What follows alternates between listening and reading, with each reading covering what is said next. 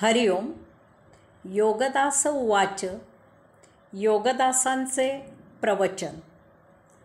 चातुर्वर्ण्य आणि गीता रहस्य.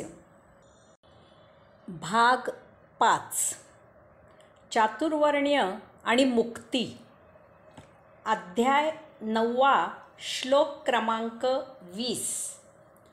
त्रैविद्या मां सोमपा पूतपापा यज्ञै इष्टवा स्वर्गतिं प्रार्थयन्ते ते पुण्यम आसाद्य सुरेंद्रलोकम अश्नन्ति दिव्यान दिवि देव भोगान.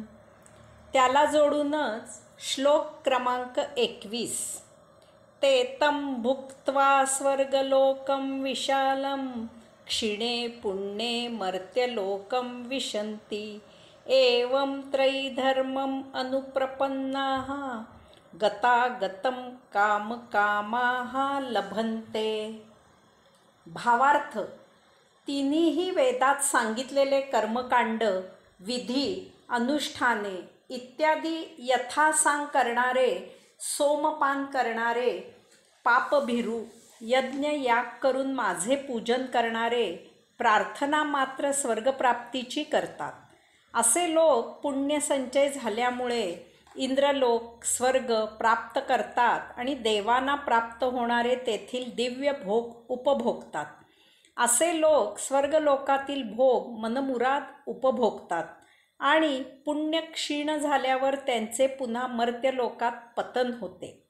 अशा प्रकारे तीनही वेदात सांगितलेली अनुष्ठाने करूनही भोगांची कामना करणारे लोक मर्त्यलोक, स्वर्गलोक अशी ये जा करतात. अध्याय 11. श्लोक क्रमांक 53. न अहं वैदही न तपसा न दाने न च इज्जया शक्यया एवं विदः द्रष्टुम दुष्टवान असि माम यथा. त्याला जोडूनच श्लोक क्रमांक 54. भक्त्या तु अनन्या शक्यः अहम एवं विदः अर्जुन ज्ञातुम द्रष्टुम च तत्त्वेन प्रवेष्टुम च परंतप. त्याला जोडूनच श्लोक क्रमांक 55. मत्कर्म कृतः मत्परमः मदक्तः सजगवर्जितः निवैरः सर्वभूतेषु या सह माम एति पांडव. भावार्थ. न वेदाभ्यासाने, न तपश्चर्येने, न दानधर्माने, न यज्ञयागाने जसा मला पाहिला आहेस तसा मी पाहिला जाऊ शकत नाही. परंतु अर्जुना, मी केवळ अनन्य भक्तीनेच अशा प्रकारे पाहिला जाणे शक्य आहे. परंतपा तत्वाने जाणून घेतल्यासच मी पाहण्यास आणि मतरूपाला प्राप्त करून घेण्यास शक्य आहे. पांडवा, फक्त माझ्यासाठीच कर्म करणारा, परम आश्रय मीच असलेला, फक्त माझाच भक्त असलेला, पूर्ण अनासक्त असलेला, कोणाजवळही वैरभाव नसलेला मला प्राप्त होतो. असे गीतेमध्ये अनेक श्लोक आहेत की त्यावरून हे स्पष्ट होते की चातुर्वर्ण्य आणि मुक्ती याचा काहीही संबंध नाही. निर्भेळ, निर्लेप, निर्विकारी, गुणातीत अवस्था प्राप्त होण्यावर, त्याप्रमाणे जीवन जगण्यावर मुक्ती अवलंबून आहे. जर मानव त्रिगुणांच्या प्रभावाखाली आचरण न करता नैसर्गिक स्वभावानुसार वर्तन करील तो संचित संपुष्टात आणून मुक्त होईल. यामुळेच नित्यनियमित अध्ययन करणारे, योगयाग करणारे, पूजापाठ करणारे मुक्तीविना राहतात.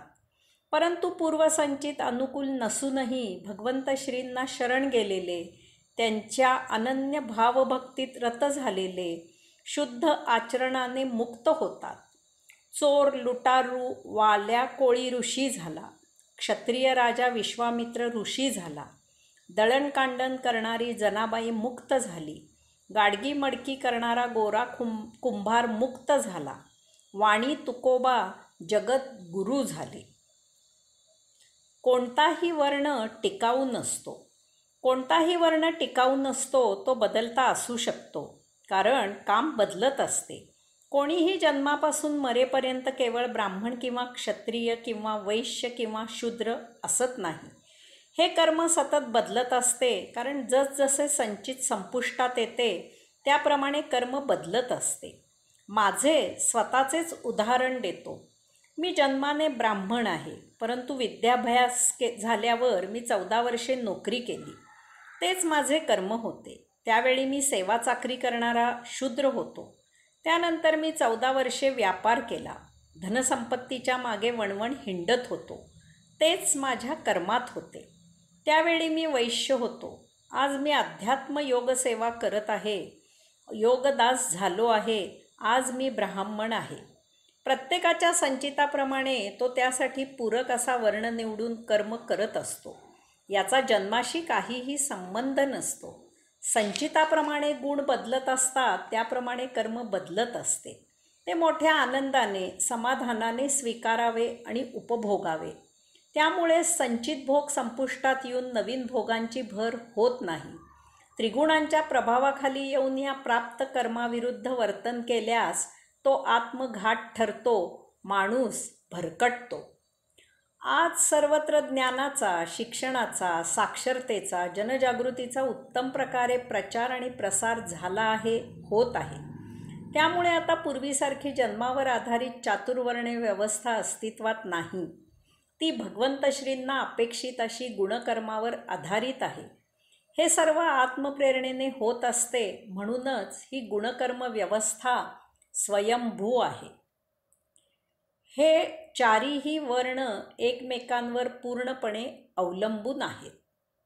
गीता रहस्यामध्ये लोकमान्य लिहितात, मुळात ही व्यवस्था समाजधारणार्थ निघालेली असून चातुर्वर्ण्यांपैकी जर एखाद्या वर्ण्याने आपले धर्म म्हणजे कर्तव्य सोडून दिले किंवा एखादा वर्ण अजिबात नष्ट झाला आणि त्याची जागा दुसऱ्या लोकांनी भरून काढली नाही, तर एकंदर समाज त्या मानाने पंगू होऊन पुढे हळूहळू नाशही पावतो किंवा निदान निकृष्ट अवस्थेस तरी येऊन पोहोचतो, हे उघड आहे. हे चारही वर्णे एकमेकांवर पूर्णपणे अवलंबून आहेत. कोणताही एक वर्ण जरी नसेल तरी उरलेले वर्ण सुव्यवस्थित जीवन जगू शकणार नाहीत.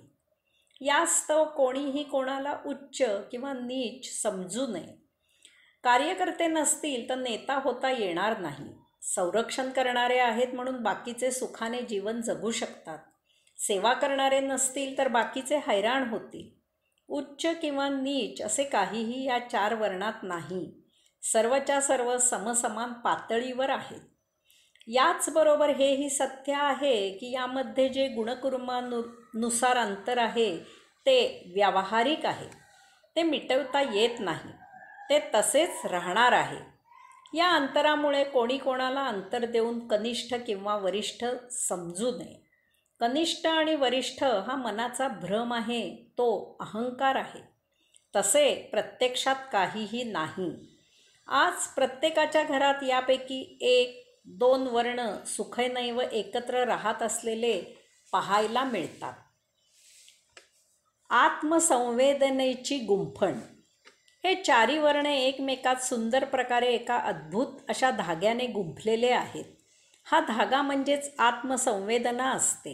ती जाणून घ्यावी. यास्तव भगवंत श्री सांगत आहेत की माझ्याद्वारे गुणकर्मानुसार चातुर्वर्ण्य व्यवस्था केली गेली आहे. ही चातुर्वर्ण्य व्यवस्था आत्मप्रेरणेने बद्ध आहे. त्यात कोणाचा वैयक्तिक पराक्रम नसतो. ते पूर्वसंचित असते. तेथे गुणकर्म महत्त्वाचे असते. ते आत्मप्रेरणेने संयोजित होत असते. त्याला पूर्णपणे सहकार्य करावे. याचा अभिमान बाळगणे मूर्खपणाचे असते. स्वतःला जन्ममरणाच्या फेऱ्यात अडकविणारे असते. त्या संचिताप्रमाणे देह धारण करून आसक्ती न ठेवता त्या प्राप्त देहात भोग उपभोगून ते संपुष्टात येण्यासाठी आत्मा प्रतीक्षा करत असतो. हे ज्ञानाने जाणून त्याप्रमाणे देहादी इंद्रियांच्या आहारी न जाता आपले गुणकर्माने विहित कर्म करावे. त्यात वेळोवेळी होत असलेले बदल स्वीकारावेत. त्यातून निर्माण होणारे दुःख उपभोगून संपवून पचवावे. त्यामधून मिळणारे सौख्य देह जीवित ठेवण्यापुरतेच घ्यावे. त्यातच मुक्तीचे बीज आहे. समारोप. श्रीमद भगवद्गीतेमधील चातुर्वर्ण्य व्यवस्था मला गीता रहस्याच्या आधारे जशी समजली आणि भावली तशी ती आपल्यापुढे सादर करण्याचा मी प्रयत्न केला. या आधी हे व्यासपीठ फार थोर विद्वान पंडितांनी भूषविलेले आहे. या व्यासपीठावरून माझे विचार व्यक्त करायला मला संधी मिळाली हे माझे भाग्य आहे, बहुमान आहे. याबद्दल मी केसरीचा, टिळक परिवारांचा अत्यंत आभारी आहे. इंदुताई माझ्या आते भगिनी, आमचे घर त्यांचे आजोळ, त्यामुळे या वाड्यात माझे बालपणापासून येणे जाणे आहे. जयंतरावांनी हे नाते जपले, गौरीबाईंनी हे नाते वृद्धिंगत केले, दीपकरावांनी हे नाते घट्ट केले आहे. गेली 6 वर्षे मी केसरीमध्ये स्तंभलेखन करत आहे. तरीही या व्याख्यानाचे माझ्यावर दडपण होते. आपण सर्वांनी मला सांभाळून घेतले, त्यामुळे मी यामधून पार झालो. आपल्या सर्वांचे मनःपूर्वक आभार. हरिओम.